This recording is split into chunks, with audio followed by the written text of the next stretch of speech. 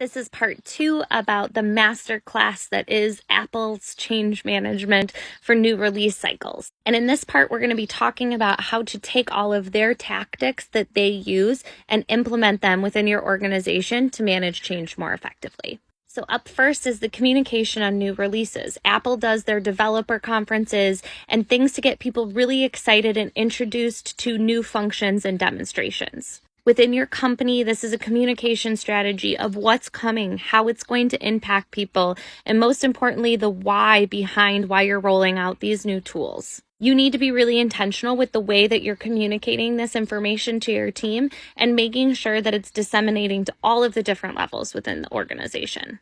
Use of influencers, you may not have an army of people all over the internet like Apple does, but you can strategically work with people in departments that are going to be impacted by the change and have them help you hype it up, get people excited for it, and really drive home the why behind a change. I've talked about it in other videos, but sometimes these influencers can be your biggest champions. If they were someone that was maybe resistant to the change in the first place, and you've worked with them to really understand the why and what's in it for me so that they can share that with other people within the organization. Probably the biggest lesson for a lot of folks is using feedback and iteration to improve your solutions so that your team will get even more invested in the success of your implementation. Include them in your process design, include them in your demo feedback sessions so that they can give you that feedback before you go live, or go into the implementation with the understanding that you're going to have to make some adjustments and some iterations along the way to make sure that the solution is shaped in a way that's usable for the folks that are actually going to be in the system every single day.